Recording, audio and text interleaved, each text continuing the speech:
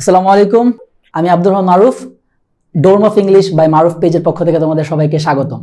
আজকে আমরা এইচএসসি 22 পরীক্ষার্থীদের ইংরেজি বিষয়ের কিছু টপিক নিয়ে আলোচনা করব। আজকে আমরা দেখব সিন কম্প্রিহেনশন। আচ্ছা, আমাদের এই যে সিন কম্প্রিহেনশন বা যদি আমরা এটাকে আরসি বলি, কি বলি আমরা? আরসি। আচ্ছা, আরসি মানে কি? Reading comprehension. আচ্ছা, রিডিং কম্প্রিহেনশনে কি হয়ে থাকে? বেসিক্যালি একটি প্যাসেজ থাকে এবং সেখান থেকে কিছু এমসিকিউ থাকে অথবা কিছু শর্ট কোশ্চেন থাকতে পারে, কিন্তু আমাদের এইচএসসি পরীক্ষায় এমসিকিউ থাকবে, আবার কি কিছু শর্ট কোশ্চেনও থাকবে। আজকে আমরা এমসিকিউর জন্য কিছু টিপস এন্ড টেকনিক নিয়ে আলোচনা করব। ওকে, লেটস জাম্প ইনটু ইট। আচ্ছা, প্রথম টেকনিক হচ্ছে আমাদের রিডিং দ্য কোশ্চেন ফার্স্ট। আচ্ছা দেখো, এটা কিন্তু একটা খুবই কমন আইডিয়া। সবাই কি করে? কোশ্চেনটা পাওয়ার সাথে সাথে পুরো প্যাসেজ পড়া শুরু করে দেয়। এইটা আমি করতাম, আমার এখনো মনে আছে, literally when I was in class 6 or 7 something like that. পুরো প্যাসেজ পড়া শুরু করে দিয়েছি, কোন একটা অর্থ বুঝতেছি না, মাথা গরম হয়ে গেছে, প্যাসেজের শব্দ কেন পারতেছি না। আচ্ছা ভাই, তোমার কি প্যাসেজের শব্দ চাইছে? তুমি আগে প্রশ্নে যাও। আগে তোমার কি করতে হবে? এমসিকিউ প্রশ্ন পড়তে হবে। এমসিকিউ কয়টা থাকে? 5টা বা 6টা বা 4টা, যেটাই থাকুক। এমসিকিউ প্রশ্ন পড়ার পর তারপর তোমাকে প্যাসেজে যেতে হবে এবং প্যাসেজ থেকে খুঁজে বের করতে হবে যে ওই উত্তরগুলো কোথায় আছে। দেখো, আমি তোমাকে আরেকটি আইডিয়া দিই। একটি প্যাসেজে বেসিক্যালি কতগুলো ইনফরমেশন থাকতে পারে। একটি প্যাসেজে ধরো আমরা ধরলাম যে কত, প্রায় 20টি ইনফরমেশন আছে আমরা ধরলাম। ওকে, আচ্ছা তোমার প্রশ্নে কি 20টা ইনফরমেশন চাবে? হাইয়েস্ট কয়টা চাবে? 5টা। তাহলে তুমি খেয়াল করে দেখো, তোমার তো বাকি 15টা ইনফরমেশনের কোনো প্রয়োজন নাই। সো এটা রিডান্ডেন্সি। তাহলে আমাদের প্রথম কাজ কি থাকবে? আগে এমসিকিউর প্রশ্নগুলো পড়া এবং সেটা মাথায় রাখা কি কি ছিল। আচ্ছা, সো ধরো কিছু অর্থ যেতে পারে, ধরো একটা শব্দ আসছে, সে ফর এক্সাম্পল মরফোলজি। ওকে, তুমি মাথায় রাখবা যে আমাকে এই শব্দটা খুঁজে বের করতে হবে যেটা কোন লাইনে আছে। আচ্ছা, তো আমাদের প্রথম কাজ কি? Reading the question first. আগে আমরা কোশ্চেন পড়বো, তারপর আমরা প্যাসেজে গিয়ে সেই উত্তরগুলো খুঁজবো। এই টেকনিকটাকে কি বলা হয় জানো? ইন্টারন্যাশনালি স্ক্যানিং বলা হয়। কি বলা হয়? স্ক্যানিং। ওকে, তোমার যেই ইনফরমেশনটা দরকার শুধুমাত্র তুমি সেইটা খুঁজে বের করছো। ওকে, ইন্টারন্যাশনাল আরসি সলভ করতে গেলে বা ওই যে বড় বড় এক্সামের আরসি সলভ করতে গেলে আরো কিছু টেকনিক আছে, সেগুলো আমরা পরে দেখব। আচ্ছা, তো আমাদের প্রথম আইডিয়া গেল। তারপর হচ্ছে আমাদের কি করতে হবে? How is the word used in a context. Okay, আচ্ছা এটার মানে কি? একটা কনটেক্সটের মধ্যে বা একটা প্যাসেজের মধ্যে কিভাবে একটা ওয়ার্ডকে ইউজ করা হয়। ওকে, আমরা একটা এক্সাম্পল দেখি। আচ্ছা দেখো, এখানে দুটি বাক্য দেয়া আছে। He protected a very good score in his exam. আচ্ছা, আরেকটি বাক্য কি? He protected the boy from the tiger. এখন প্রশ্ন হলো, এই দুটো প্রোটেক্টেড এর সিনোনিম কি? ধরো তোমাকে প্রশ্ন আসলো যে এই বাক্যটা দেয়া এবং বলল যে এই বাক্যের এই প্রোটেক্টেড এর সিনোনিম কি, আর পরের বাক্যের প্রোটেক্টেড সিনোনিম কি। একটু 5 সেকেন্ড চিন্তা করো, দুই সিনোনিম কি সেম হবে? নো, শব্দ এক কিন্তু সিনোনিম কিন্তু সেম হবে না, কারণ এখানে কনটেক্সচুয়ালি ইউজ করা হয়েছে। প্রথম বাক্যে কি বলা হয়েছে খেয়াল করে দেখো, he protected a very good score in his exam. আমরা সাধারণভাবে প্রোটেক্টেড যে অর্থ জানি, কি করা হয়? যে রেস্কিউ করা হয়, বাঁচানো হয়। আচ্ছা, এখানে কিন্তু সেটা সে অর্থ দিচ্ছে না।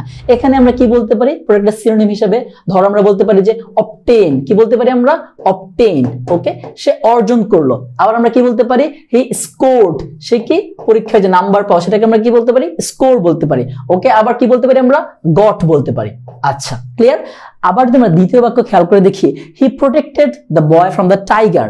এখানে কিন্তু এই তিনটার একটাও দেয়া যাবে না। এখানে কি দিতে হবে? রেস্কিউ। এখানে কি দিতে হবে? রেস্কিউ। রেস্কিউ মানে কি? রক্ষা করা। তার মানে এই যে কনটেক্সট, যে সে ওই ছেলেটাকে বাঁচাইলো কার থেকে? টাইগার থেকে। এই কনটেক্সট অনুযায়ী প্রোটেক্টেড সিনোনিম কি হবে? রেস্কিউড বা সেভড। আর এটা কি বলা যায়? সেভড। আচ্ছা, কিন্তু আগের যে সেন্টেন্স ওই কন্ডিশনে কি হবে? অবটেইন, স্কোর বা গট। এখন দেখো তোমাদের প্রশ্নে কিভাবে এসে থাকতে পারে। প্রশ্নে কিভাবে আসে যে দ্য ওয়ার্ড রেফার্স টু অথবা the word is closest in meaning, এই টাইপ কিছু একটা এসে থাকে। তোমাকে কিন্তু অর্থ বুঝে কাজ করতে হবে যে এই প্যাসেজের মধ্যে এই লাইনে কিভাবে ব্যবহার করা হয়েছে। Okay, so I have got it. আচ্ছা, আমরা হচ্ছে আমাদের নেক্সট টেকনিকে চলে যাই। আমাদের পরবর্তী টেকনিকটি হলো কোশ্চেনিং উইথ সিনোনিম। দেখো, ধরো প্যাসেজের মধ্যে বলা যে কি, আচ্ছা এটা আমরা এক্সাম্পল দেখি, সবচেয়ে ভালো হয় এইটা। এখানে দুটি বাক্য দেয়া আছে। He started the game in the evening. Okay, এটা ধরলাম যে প্যাসেজের মধ্যে বলা, এটা কোথায় বলা? প্যাসেজের মধ্যে। আচ্ছা, আর কোশ্চেনে আসলো when did he commence the game? দেখো সে প্যাসেজের মধ্যে যেই ভার্ব ব্যবহার করা হলো, কোশ্চেনে কি সেম ভার্ব ব্যবহার করা হলো? না। তার মানে এমসিকিউতে কিন্তু কি করতে পারে, তোমাকে ভার্ব চেঞ্জ করে দিতে পারে। They can use synonym. তোমাকে কিন্তু তখন বুঝতে হবে আসলে কি চাইছে। তুমি পুরো প্যাসেজ জুড়ে হয়তোবা এই কমেন্টস শব্দটা খুঁজেই পাবে না, তখন তুমি বলবা যে স্যার যে সিন কম্প্রিহেনশন আপনি তো প্রশ্ন বাহির থেকে দিচ্ছেন, যে কি জানো ছোটবেলায় বলতাম না বইয়ের বাহির থেকে আসছে, সিলেবাসের বাহির থেকে আসছে, এই কথা কিন্তু বললে হবে না। আমাদের কি করতে হবে? সিনোনিম জানতে হবে। প্যাসেজের মধ্যে যেই ওয়ার্ড ব্যবহার করা হয়েছে কোশ্চেনে সেই ওয়ার্ড ব্যবহার করা নাও হতে পারে, এইটা আমাদের মাথায় রাখতে হবে। ওকে, আচ্ছা তাহলে আমরা পরবর্তী টেকনিক যদি দেখি। আচ্ছা, তারপর টেকনিকটি কি? Finding information. ওকে, এটা একদমই জেনারিক কোশ্চেন, যে কি দেওয়া থাকে, যে কথার কথা যে when did Mughal empire start or begin. Okay, কখন শুরু হলো বা তারা কখন শুরু করলো, একদম জেনারিক কোশ্চেন। তোমাকে প্যাসেজ দেখে বুঝতে হবে যে এখানে কি বলা হয়েছে আর কি চাইছে। এটাতে তোমাকে বস হওয়ার জন্য শুধুমাত্রই তোমার রিডিং ক্যাপাসিটি অর ক্যাপাবিলিটি ভালো হতে হবে, আর কিছুই না। এখানে খুব বেশি টিপস এন্ড টেকনিকের কিছু নাই, যেইটা চাইছে সেটা তোমাকে বুঝে আনসার করতে হবে। ওকে, আচ্ছা তারপরে যদি আমরা টেকনিকটি দেখি। ওকে, চুজিং আ টাইটেল। সাধারণত তোমাদের এইচএসসি লেভেলে চুজিং আ টাইটেল কোশ্চেনটি এসে থাকে না সাধারণত, তবুও যদি আসে তাহলে আমরা কি করব? এখানে একটা টেকনিক হচ্ছে, তোমরা কি করতে পারো, তোমরা প্রথম কয়েক লাইন এবং লাস্টের কয়েক লাইন প্যাসেজের, আমি আবারও বলছি, প্যাসেজের প্রথম কয়েক লাইন এবং লাস্টের কয়েক লাইন পড়তে পারো, একটা জেনারিক আইডিয়া পাবা। আদারওয়াইজ অনেক সময় কি হয় জানো, যে টাইটেল কোশ্চেন সলভ করতে গিয়ে চারটা অপশন দেখে চারটা কি আনসার মনে হয়। তোমরা একটা মিম দেখেছিল না স্পাইডারম্যানের, এই যে এরকম করে থাকে তিনটা স্পাইডারম্যান, এরকম মনে হবে যে কি চারটাই তো আনসার।